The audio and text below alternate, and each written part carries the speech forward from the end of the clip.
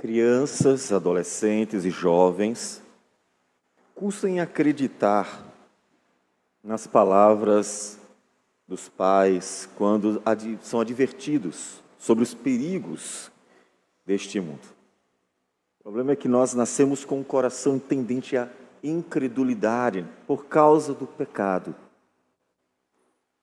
E então, mesmo advertidos, não faz isso, não é desse jeito, não faz assim, não vá para lá, eles custam em dar crédito e costumam rejeitar as advertências sérias que são dadas para o bem deles mesmos. Eu sei que você mesmo já fez isso no passado, quando corrigido pelos seus pais. Quão difícil é o homem acreditar quando está sendo avisado acerca dos males deste mundo. Eu não sei se você costuma dar ouvidos às fiéis exortações e os fiéis ensinos para o seu próprio bem. O homem dificilmente dá crédito. E Deus providenciou muitas exortações para nós. Muitas exortações para nós darmos ouvidos sobre algo muito sério, mas que dificilmente as pessoas acreditam. Se começarmos a prometer bênçãos sem fim neste lugar, essa igreja estará cheia de gente. Mas se continuarmos exortando acerca do dia da ira do Senhor, as pessoas continuarão virando as costas. E o próprio Senhor Jesus advertiu. Em Marcos 9, Jesus disse: "E se a tua mão te faz tropeçar, corta, pois é melhor entrares maneta na vida do que, tendo as duas mãos, ires para o inferno, para o fogo inextinguível, onde não lhes morre o verme, nem o fogo se apaga. E se teu pé te faz tropeçar, corta-o, é melhor entrares na vida aleijado, do que, tendo os dois pés, seres lançado no inferno, onde não lhes morre o verme, nem o fogo se apaga. E se um dos teus olhos te faz tropeçar, arranca-o, é melhor entrares no reino de Deus com um só dos teus olhos, do que, tendo os dois, seres lançado no inferno, onde não lhes morre o verme, nem o fogo se apaga." A exortação do Senhor Jesus é objetiva, mas quem crê? A exortação do Senhor Jesus é clara, mas as pessoas não dão crédito a ela. Ele está advertindo as gerações sobre um mal que virá, porque Deus julgará o mundo com justiça e dará aos homens segundo as suas obras, e o inferno é tudo o que eles merecem. Portanto, eles precisam dar ouvidos ao Senhor e Salvador. Mas quem acredita? E Deus é tão bom que Ele não parou de exortar. Você que é pai, quando o seu filho erra, você para de exortar? E erra de novo, e erra de novo, e erra de novo, e erra de novo, e erra de novo, e erra de novo, e não cansam de errar. Como já fora dito, é o que se faz muito bem, pecar. E os pais exortam uma, duas, três, e de uma forma e de outra, e criam diversas formas de alertar os filhos contra os males deste mundo, quanto aos perigos de se viver no pecado. E assim, os pais vão tentando salvar os filhos do mal, para que eles cresçam e não venham a ser destruídos pelas suas próprias escolhas. Você desiste? Você não desiste. Você já viu quantas vezes Deus nos exortou cada geração acerca do que está por vir? Deus está gritando nos quatro cantos da terra: o inferno é real. Eu vou castigar cada homem que desprezou a salvação em Cristo Jesus. É real. Ouçam, é um lugar onde o verme não morre, o fogo não se apaga, um lugar terrível. Mas as pessoas acham que Deus está brincando. Elas não acreditam. Elas preferem investir nesta vida em falsas promessas de prosperidade. E Deus tem gritado nos quatro cantos. Você quer ver? A Escritura nos fala que nações foram destruídas e Deus diz assim: eu as destruí. Quando lemos os profetas, Deus dizendo, palavra do Senhor contra Moabe, contra os filisteus, contra a Babilônia, contra esse, nações e nações e nações, quando Deus vai proferindo palavras de condenação, Ele está dizendo, eu as destruí. Não foi obra do acaso, eu as destruí, eu as castiguei, porque eram nações pecadoras. E todas as vezes que Deus fez isso, Ele estava mostrando para gerações, vocês estão vendo que o meu juízo é verdadeiro? Vocês estão vendo que o juízo vindouro é real? Eis uma amostra disso.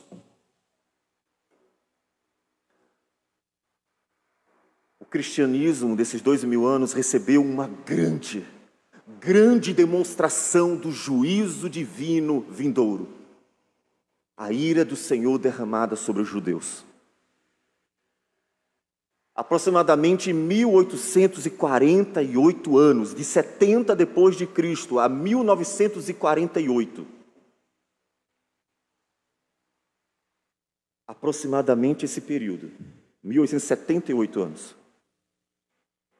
Deus castigou os judeus por terem rejeitado e matado o filho dele. Vocês já assistiram filmes sobre o Holocausto? Alguns deles fazem a gente chorar. A dor e o sofrimento que eles passaram, ninguém aqui assistiu. Já choraram nos filmes que tratam do sofrimento dos judeus no período da guerra? Aquilo ali foi exposto para o mundo todo.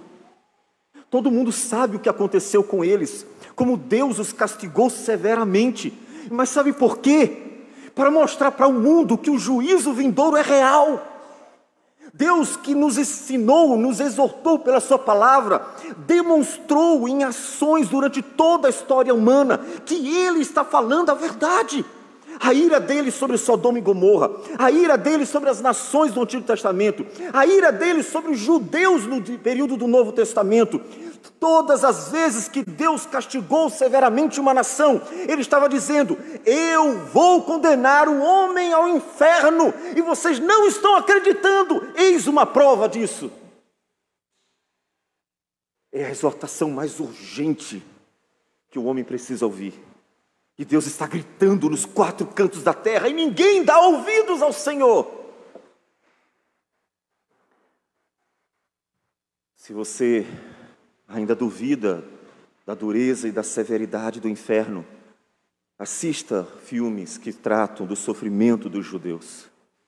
Eles foram expostos por Deus ao mundo para mostrar que o juízo vindouro é real. O castigo sobre eles é porque eles negaram a Cristo, mataram o Filho de Deus, desprezaram o Rei da Glória. Em Deus anunciou pela boca do próprio Senhor Jesus, Mateus 24, que eles sofreriam por causa disso. Lamentações é mais um livro que nos fala de como Deus está mostrando para o homem que ele precisa crer na palavra do Senhor acerca do juízo final. Nós lemos alguns capítulos, trechos separados para podermos ter a visão de todo o livro de Lamentações. Lamentações é o livro de um profeta vendo o horror, vendo a morte, as mulheres sendo abusadas, vendo crianças ensanguentadas, vendo as ruas manchadas de sangue, vendo o horror nas ruas de Jerusalém, porque Deus os advertiu por gerações que se não se convertesse, Ele os destruiria, cada um do povo. O profeta viu o horror.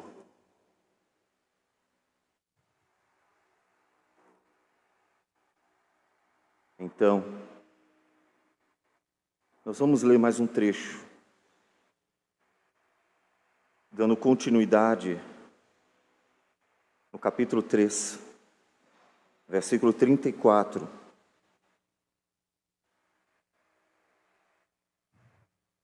até o 47.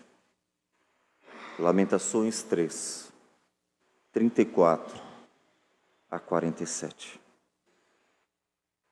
Pisar debaixo dos pés a todos os presos da terra, perverter o direito do homem perante o Altíssimo, subverter ao homem no seu pleito, não o veria o Senhor?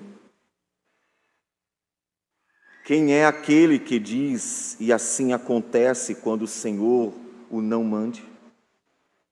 Acaso não procede do Altíssimo tanto o mal como o bem? Por que, pois, se queixa o homem vivente? Queixe-se cada um dos seus próprios pecados. Esquadrinhemos os nossos caminhos, provemo-los e voltemos para o Senhor. Levantemos o coração juntamente com as mãos para Deus nos céus, dizendo: nós prevaricamos e fomos rebeldes, e tu não nos perdoaste, cobriste-nos de ira e nos perseguiste, e sem piedade nos mataste. De nuvens te encobriste, para que não passe a nossa oração. Como cisco e refúgio nos puseste no meio dos povos. Todos os nossos inimigos abriram contra nós a boca. Sobre nós vieram o temor e a cova, a assolação e a ruína. Senhor Deus amado, abre os corações para compreender a Tua palavra, urgente a esta geração, para que, ó Deus, seja salva, entregando-se a Cristo, o único Senhor e Salvador. Tem misericórdia, ó Deus, tem misericórdia deste povo, desta cristandade tão carnal, tão dura de coração, que só vê a si mesmo, tão vaidosa, soberba e arrogante, que só olha para os seus próprios interesses, que labuta em favor de si mesmo, mas se esqueceu do Senhor. Tem misericórdia, ó Deus, tem misericórdia, para que não sofra no inferno a justa ira do Senhor. Fala conosco, portanto. É o que nós te pedimos em nome de Jesus. Amém, Senhor. Amém. O profeta vai mostrar o sofrimento vivenciado por Jerusalém, Judá como um todo, mas não é sem causa. Esse pedacinho de texto que nós lemos já é suficiente para representar várias outras textos, versículos do livro, em que ele vai nos falar da causa do juízo que veio a ajudar Jerusalém. Ele diz: pisar debaixo dos pés a todos os presos da terra, perverter o direito do homem perante o Altíssimo, subverter ao homem no seu pleito, não o veria o Senhor? Vocês acham mesmo que vocês iam fazer o que quisessem e eu não veria nada? Deus viu a maldade de Jerusalém, Deus vê a maldade de todos os homens. Acha mesmo que os homens escondidos planejam mal contra os outros e ninguém vai ver? Acha que Deus não conhece a maldade do coração dos homens, não importa quem seja? Não importa quem seja. Deus viu cada dia a maldade de Jerusalém. Deus viu cada dia a perversidade daquele povo. E exortou, e exortou, e exortou, eles não deram ouvidos.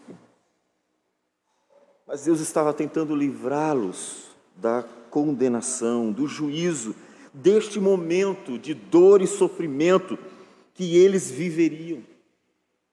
Isso mostra a bondade do Senhor. A igreja tem que dizer isso ao mundo, tem que parar de se preocupar com futilidades, com vaidade, com arrogância, num cristianismo tão carnal de nossos dias, em que até as coisas boas tantas vezes são feitas por mera vaidade. Porque urge a mensagem de que o inferno está próximo e os homens serão condenados de forma justa a ele, porque desprezam o Criador todos os seus dias. Deus está vendo, e está vendo tudo, tudo. A descrição de Jeremias, do sofrimento, nos mostra que a ira de Deus traz o abandono, traz o completo desprezo do Senhor para com o pecador. Foi assim que Jeremias se sentiu. Jeremias se sentiu completamente abandonado ao sofrimento, de forma que, orando, Deus não respondia, porque Deus estava derramando a sua ira. O inferno não é o lugar da ausência de Deus, mas é o lugar do abandono de Deus. Aqueles que desprezaram Deus toda a sua vida, terão naquele lugar, no inferno, também o abandono de Deus, o desprezo de Deus para com eles. Eles orarão e não serão ouvidos, eles clamarão e Deus não responderá, e sofrerão dia após dia o desprezo que eles tiveram para com o Senhor, e agora sofrem de forma justa o desprezo de Deus para com eles. Tudo porque Deus os exortou dia após dia e não deram ouvidos. Ninguém será inocente no último dia. O castigo de Jerusalém não foi sem causa. Capítulo 1, versículo 8, ele diz: Jerusalém pecou gravemente, por isso se tornou repugnante. Versículo 9 diz: a sua imundícia está nas suas saias, ela não pensava no seu fim. O problema é que a incredulidade faz o homem nunca achar que vem o fim. As pessoas vivem como se nunca acontecesse o que Deus proferiu, como nunca chegasse aquele momento. Foi assim que Jerusalém viveu. Precisaríamos recorrer a todos os profetas e ver como um profeta após o outro foram advertindo: parem, abandone a idolatria, abandone o pecado, abandone a maldade, abandone a imoralidade, abandone tudo de mal, vivam para mim, amem ao Senhor teu Deus de todo o seu coração. E os profetas iam anunciando, e Deus dizendo: se vocês não se converterem, eu os castigarei. Se vocês não se converterem, eu os castigarei. E eles foram avisados, só que, como disse Jeremias, ela não pensava no seu fim. Jerusalém não acreditou que viesse o fim. Como as pessoas em nossos dias, que só pensam numa morte tranquila e agradável, e talvez depois dela mais nada. E achando que não há mais nada, então vivem como se não houvesse o amanhã, o pós-morte, como se as palavras do Senhor não fossem reais. Ela não pensava no seu fim. Quando os homens não pensam no fim, eles vivem do jeito que querem.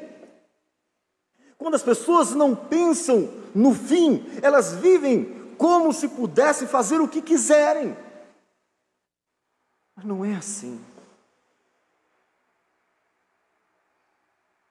E então os judeus se tornaram um exemplo para todas as gerações de que o juízo de Deus é real. O juízo de Deus é real. Pense no fim. Muito tempo antes,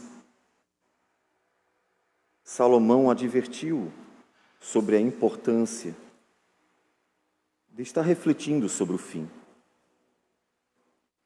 Em Eclesiastes, capítulo 7, versículo 2, diz assim: melhor é ir à casa onde há luto do que ir à casa onde há banquete, pois naquela se vê o fim de todos os homens, e os vivos que o tomem em consideração.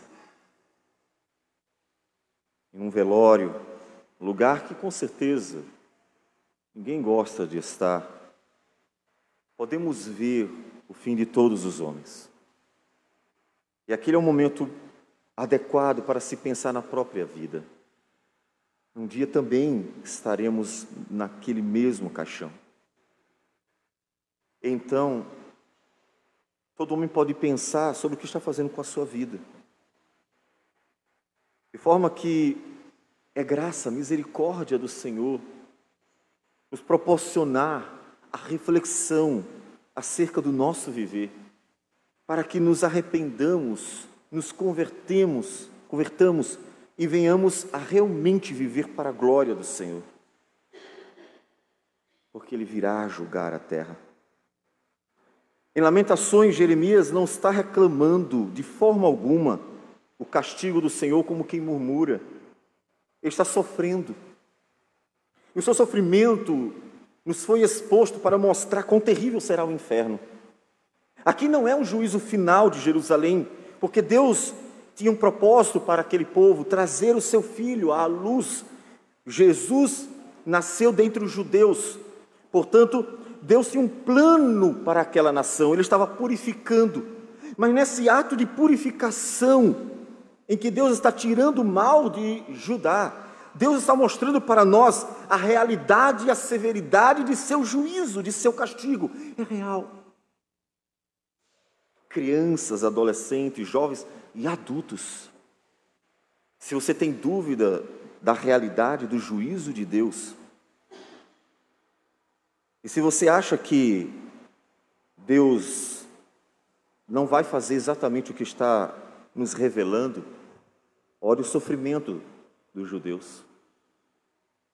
Se você quer ver para crer como Tomé, leia um pouco, assista filmes que falam do sofrimento dos judeus. Você provavelmente sentirá angústia, tristeza pela dor do outro, a menos que você seja tão duro de coração que despreze o sofrimento alheio. Veja o que Deus fez por terem desprezado todas as exortações, todas as mensagens que chamavam ao arrependimento. Aquilo foi real e você sabe, tão quanto são reais todas as palavras que Deus proferiu a nós, a Escritura. E Ele fez isso por graça e misericórdia. E Ele fez isso por compaixão, para que você não venha a sofrer no dia da ira do Senhor, que virá sobre todos os homens. Porque, como diz o versículo 18 do capítulo 1, justo é o Senhor, nada será injusto. Quando o Senhor trouxer o seu Filho, e então todos os homens foram postos perante o Senhor, para julgar cada um segundo suas obras. Aqueles que desprezaram a graciosa redenção de Cristo, aqueles que não se entregaram a Jesus para vivenciar, para desfrutar, para se beneficiar da justiça do justo e justificador Jesus, terão que prestar contas diante do Senhor por todos os seus pecados. Seus pecados não foram pagos por Cristo, porque eles não creram, desprezaram.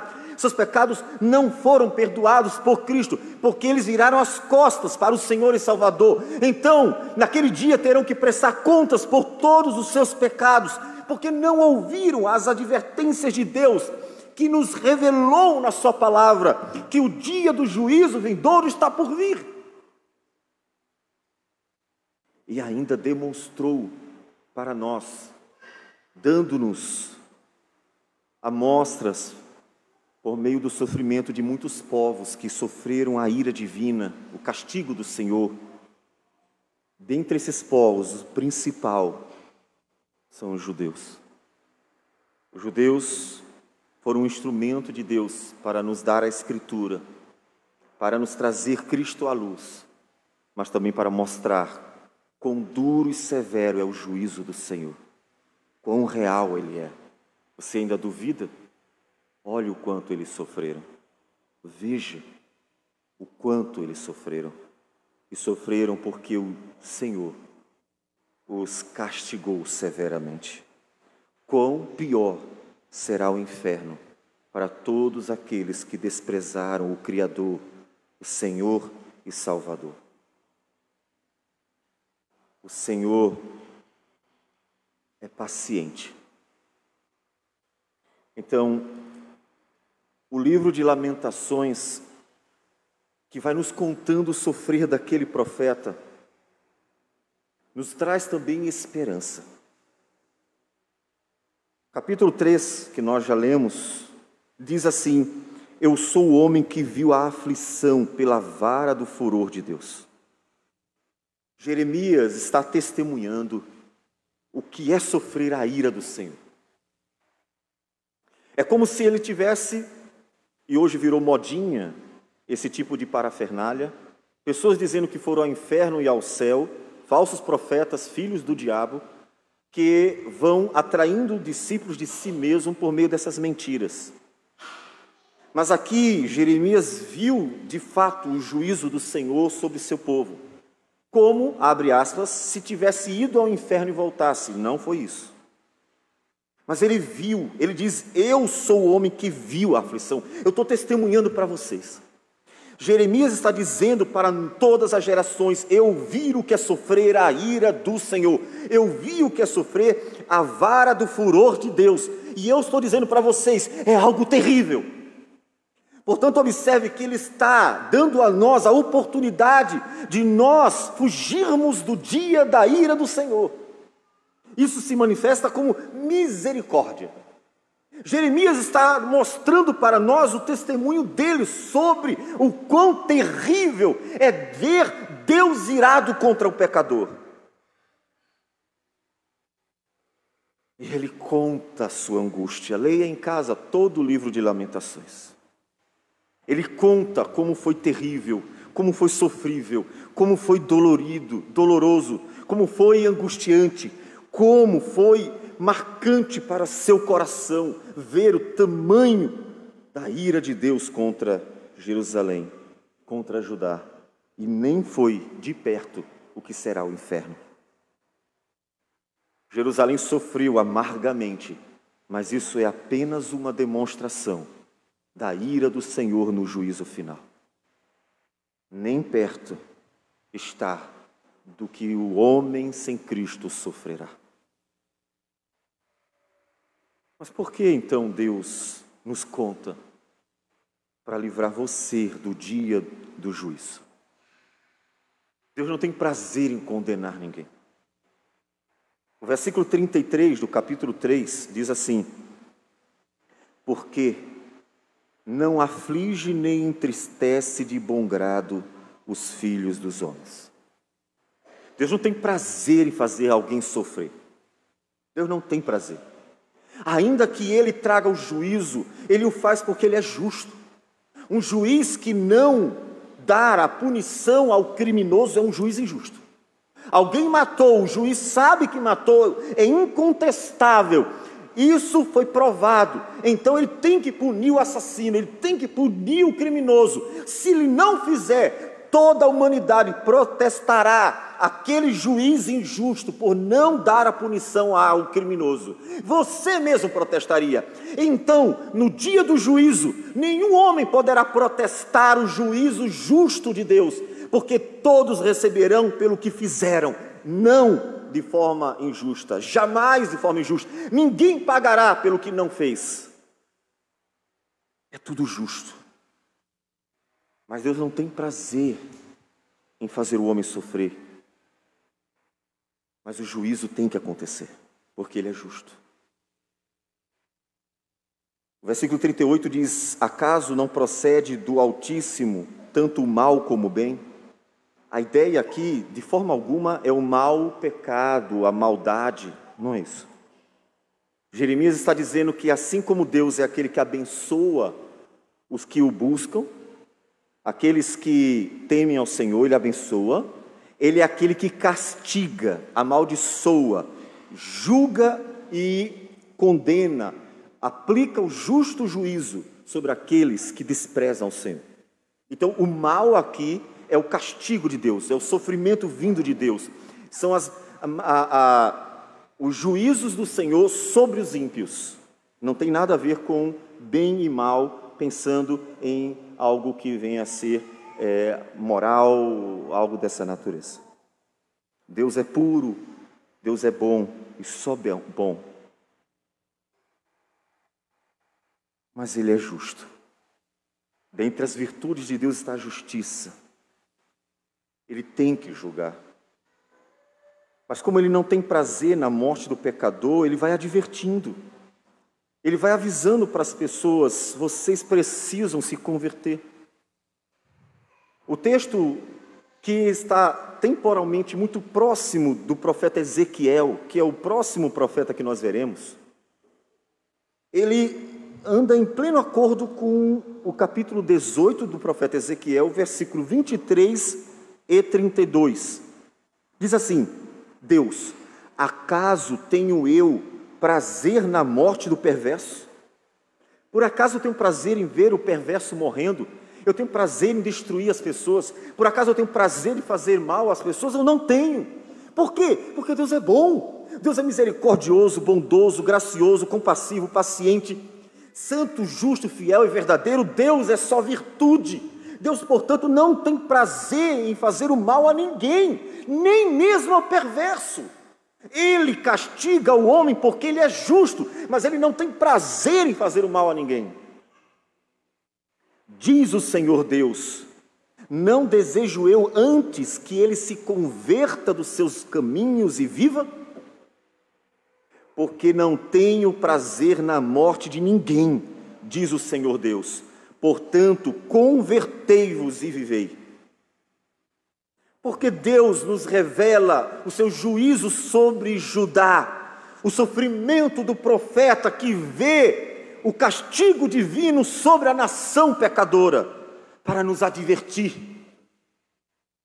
para mostrar a severidade, a seriedade dos juízos do Senhor, e você não ir para o inferno também. Porque ainda que Deus não tenha prazer na morte de ninguém, ainda que Deus não tenha prazer no sofrimento de ninguém, Ele há de castigar, de julgar, de condenar, de trazer juízo sobre todos os pecadores que não ouviram a voz do Senhor, que desprezaram o chamado de Deus. Ele há de trazer juízo, porque Ele é justo, porque Ele é justo. Portanto, ao mesmo tempo em que o livro de Lamentações vai nos contando a angústia e o sofrimento de quem viu o furor da vara do Senhor, a ira de Deus sobre o povo, o livro transmite para nós a esperança, porque as misericórdias do Senhor são a causa de não sermos consumidos. Depois de contar sua angústia, seu sofrer, sua dor, o profeta no capítulo 3, versículo 21 diz: quero trazer à memória o que me pode dar esperança. Observe que em meio a todo o sofrer, ele, por conhecer que as misericórdias de Deus são de eternidade a eternidade, sobre os que esperam por Ele, ele recobra ânimo. Aqui não é o inferno, onde não haverá esperança.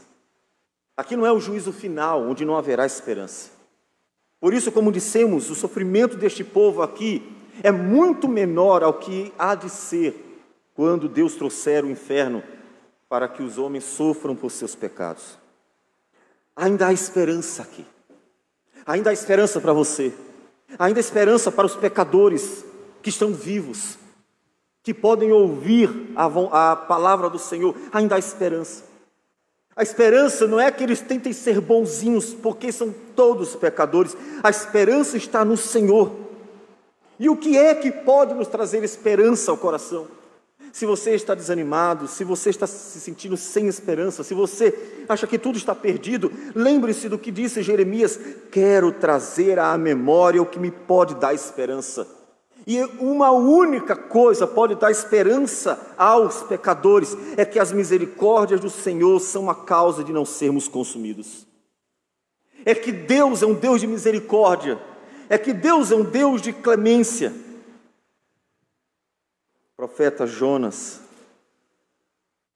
depois que viu Deus salvar uma cidade de 120 mil pessoas, pecadores terríveis, mas que ao ouvir a palavra do profeta, dizendo que Deus traria um juízo sobre aquela nação, eles se vestiram de pano de saco, se cobriram de cinzas, fizeram jejum e confessaram seus pecados, e uma cidade inteira se arrependeu do mal que praticava dia após dia. Então Deus perdoou aquela cidade, por mais terrível que fosse, Deus perdoou.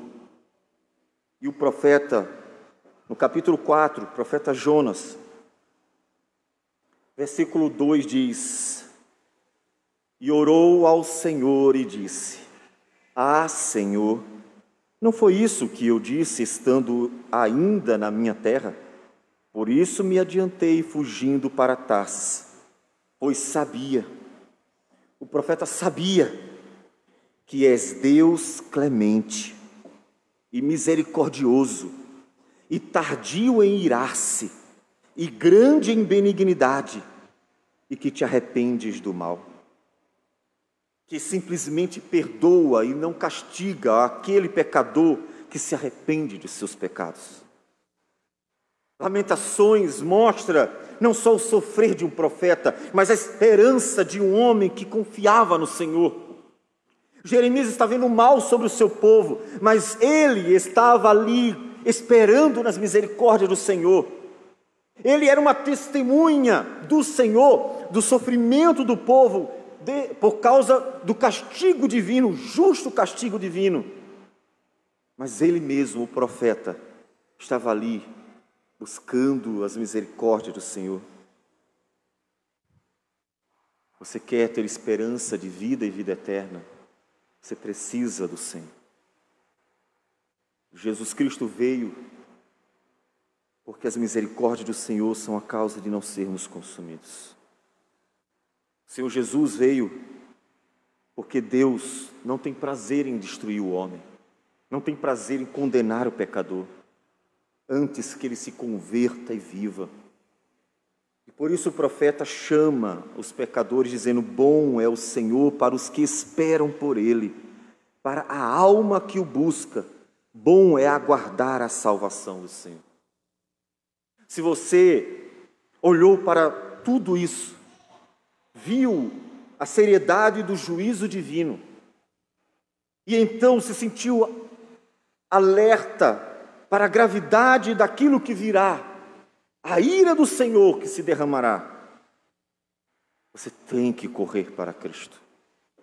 Você precisa se livrar da ira vindoura, porque Deus é bom para os que esperam por Ele, para aqueles que olham para o Senhor e entregam a sua vida, para aqueles que creem, para aqueles que de fato recebem a palavra de Deus com um coração quebrantado. Como disse Davi, no momento mais difícil de sua vida, quando havia pecado com Batseba, e então ele confessa seu pecado, no Salmo 51, porque ele sabia que as misericórdias do Senhor são a causa de não sermos consumidos, e nessas misericórdias ele encontrou esperança, e ele mesmo diz: sacrifícios agradáveis a Deus são o espírito quebrantado, coração compungido e contrito, não o desprezarás, ó Deus. Deus não despreza o pecador que, ouvindo a voz do Senhor, tem um coração quebrantado, se desfazendo de si mesmo, de sua arrogância, de sua presunção, de sua maldade, de sua vaidade, e então se derrama perante o Senhor, reconhecendo sua miséria, para receber de Deus misericórdia, porque nessas misericórdias está toda a sua esperança. Em Cristo Jesus.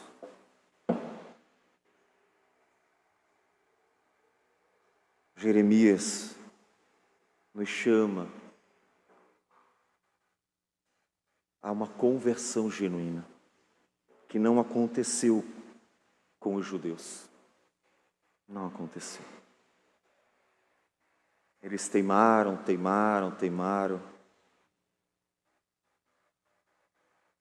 e não se converteram. A forma que o profeta repete: porque maior é a maldade da filha do meu povo do que o pecado de Sodoma. Se tornaram terríveis.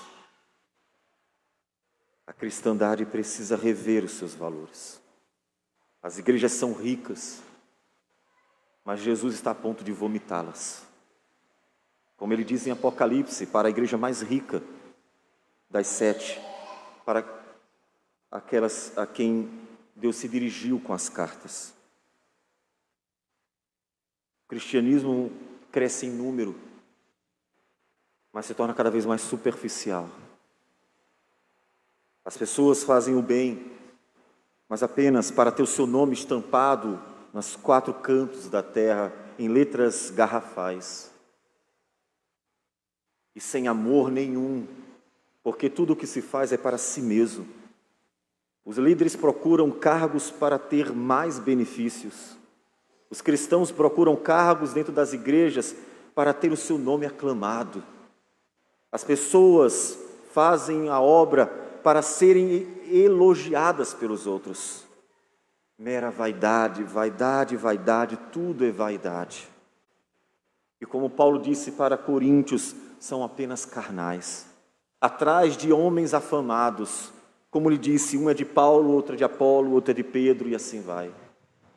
Um cristianismo totalmente dividido na carnalidade, do orgulho e da vaidade, de pessoas que já não veem ninguém além de si mesmos. E se não houver conversão verdadeira dentro do cristianismo, o juízo do Senhor virá também para este. O livro de Lamentações não foi escrito para os homens de fora, os pagãos, os ímpios, foi escrito para a igreja. O livro de Lamentações revela o juízo de Deus não sobre os homens das outras nações, os ninivitas, os amonitas, os moabitas, os filisteus, os babilônicos, entre outros. O livro de Lamentações nos revela o juízo de Deus sobre seu povo, que aparentemente vivendo como sua igreja, na verdade, o coração estava muito longe do Senhor. Como disse o profeta, este povo me honra com os lábios, mas o seu coração está longe de mim. E Deus não vê a aparência, Deus vê o coração. E Deus conhece o seu coração.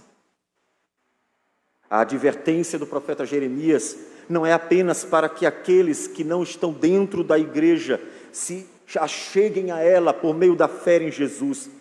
As exortações de Jeremias em Lamentações são para que a igreja se arrependa de seus pecados e se converta de verdade, para que não seja condenada junto com o mundo lá fora, por ter desprezado a exortação do Senhor, que vem clamando dia após dia nos 4 cantos da igreja.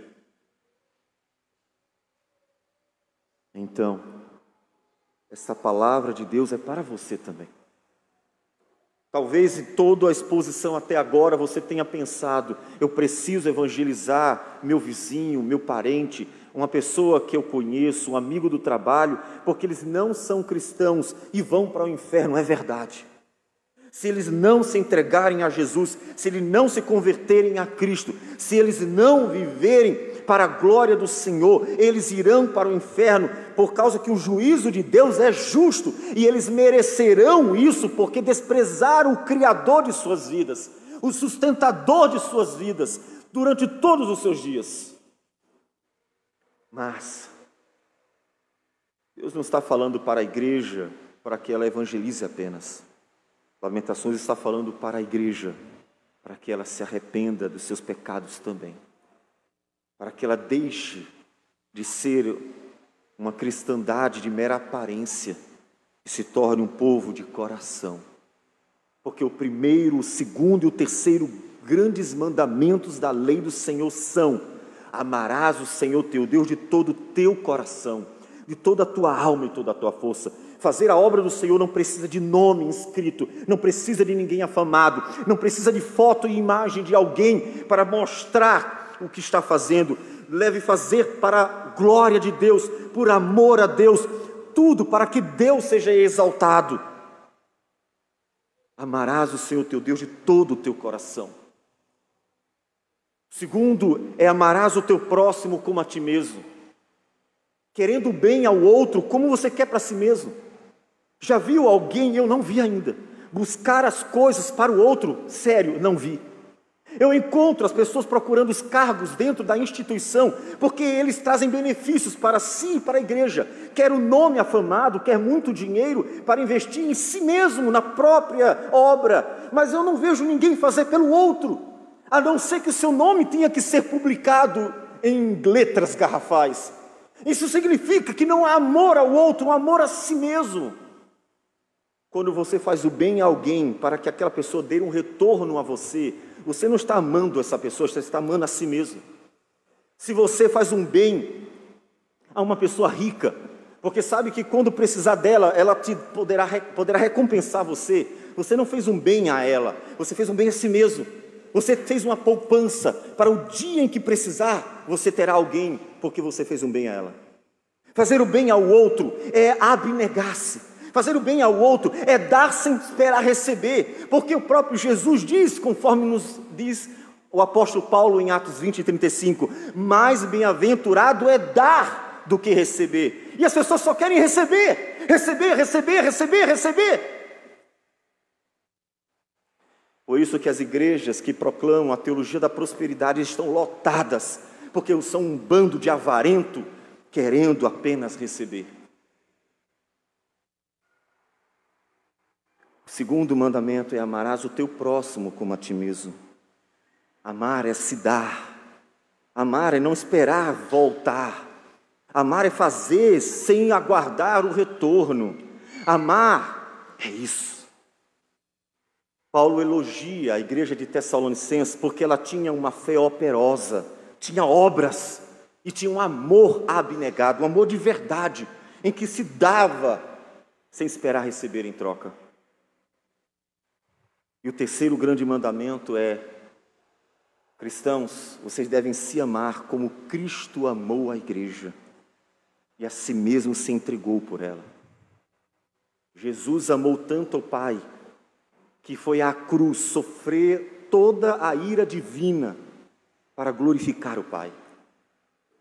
Jesus amou tanto o seu próximo que sofreu pacientemente os pecados de toda a sua geração, aguentou os absurdos daqueles que cercavam ele, inclusive seus discípulos, que como Pedro, falavam muitas besteiras às vezes.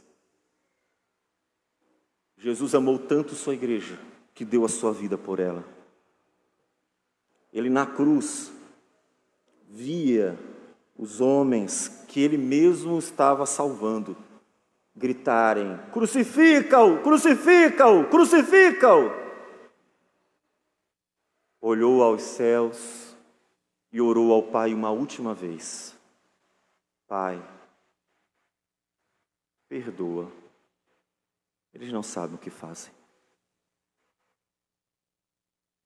O cristianismo precisa de conversão em nossos dias, tanto quanto os homens que não estão dentro dele. E se não houver conversão dentro da cristandade, e continuar sendo essa mera aparência de hipócritas, vaidosos e orgulhosos, de pessoas que só pensam em si mesmo, preocupados com um prédio, mas vazias de coração, o juízo do Senhor virá tanto para os de fora quanto para os de dentro. Porque o que o Senhor quer de nós é uma genuína conversão. Você já se converteu ao Senhor Jesus? Você já se converteu ao Senhor Jesus? Eu não perguntei se você hoje não peca mais nada, porque ainda somos pecadores, todos somos pecadores. E isso só será tirado de nós no último dia, quando Jesus voltar. Eu perguntei se você já se converteu de verdade. Se o seu coração é um coração quebrantado, humilde, que espera tão somente no Senhor. Se no seu coração há amor de verdade para com Deus, o Senhor, e vive para Ele, não importa o que você vai receber, não importa o que o seu nome, como vai ser chamado. Se você ama o próximo e dá sem esperar receber, e se ama a igreja do Senhor a ponto de estar se dedicando sua vida por ela, Porque Jesus deu a vida pela igreja, mas muitos dos cristãos dentro dela estão matando a igreja por causa da própria vaidade, para fazer a sua vontade, por picuinhas, besteiras, bobagens, estão matando a igreja. Mas Jesus a entregou a sua vida por ela. Isso exige de nós conversão. Se não houver conversão, o juízo do Senhor virá para todos, na mesma medida. Então, ouça a voz do profeta Jeremias, que transmite para nós uma esperança. Ainda há esperança, ainda há salvação, porque o Senhor não muda. É assim que ele termina o livro. No capítulo 5, versículo 19, ele diz: Tu, Senhor, reinas eternamente. O teu trono subsiste de geração em geração. O Senhor não mudou. O Senhor continua sendo Deus de graça e misericórdia, que está disposto a acolher com muita bondade todo e qualquer pecador, por pior que pareça ser aos olhos dos homens, acolher para chamá-los de seus filhos, por meio de um arrependimento e entrega da vida a seu Filho, Jesus Cristo, aquele que morreu na cruz para pagar os nossos pecados, o justo e justificador. E é nessa esperança das misericórdias do Senhor que o profeta então faz uma última oração no livro. Converte-nos a Ti, Senhor, e seremos convertidos. Ó Deus, pelo poder do Teu Espírito que opera eficazmente a Tua palavra nos corações, converte-nos a Ti. Esse é o clamor do profeta. Opera com o poder do alto, pela palavra, que é o poder para a tua salvação, operar no coração do pecador. Converte-nos a Ti. Clame ao Senhor: ó Deus, converte-nos a Ti. Para que a vida, a nova vida de Cristo Jesus, realmente possa ser vista em você. E então, o amor a Deus, o amor ao próximo, o amor à própria igreja, serão vistos na sua vida, não só em suas palavras. No seu dia a dia, e não apenas num culto, em que muitas vezes nem se sabe o que está dizendo. Clame ao Senhor, converte-nos a Ti, Senhor, e seremos convertidos. Esse tem que ser o clamor da nossa geração. Converte-nos a Ti, Senhor, e seremos convertidos.